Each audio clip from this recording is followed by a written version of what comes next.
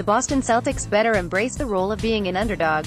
As the Celtics enter Game 2 of their semifinals matchup versus the Philadelphia 76ers, Boston may have a 1-0 edge over their Eastern Conference rivals, but Vegas oddsmakers don't believe they're actually the better team over their East Coast rivals. According to ESPN Stats and Info, the Sixers are once again betting favorites over the Celtics, entering Game 2 as 4.5-point favorites over Boston. The Celtics are currently 4.5-point underdogs at home tonight in Game 2.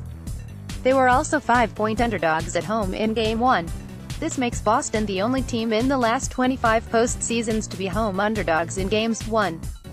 Despite all of their injuries and the naysayers, the Celtics finished as the No.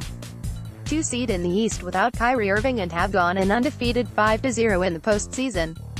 You can be rest assured that Terry Rozier and the Celtics will continue to use this as motivation, as their us against the world mentality has benefited them thus far, despite the fact that they're missing two of their best players in Irving and Gordon Hayward due to injury.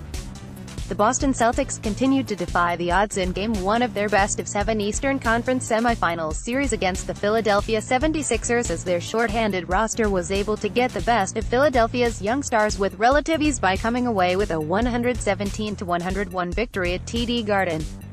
Despite the fact that Joel Embiid, Ben Simmons and J.J.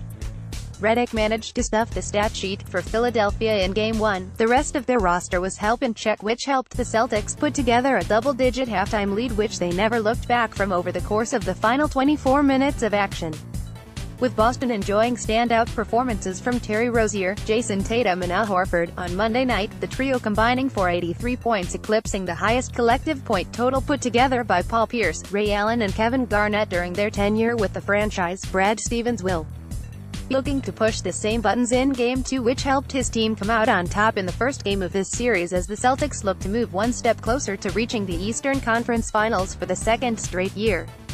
If Boston can put together a similar effort on the offensive end in Game 2, while continuing to be stingy on defense as Philadelphia struggled mightily from beyond the arc in their previous meeting, then the Celtics will find themselves in a position where they could make pundits from across the league who counted them out against the Milwaukee Bucks in Round 1 eat their words.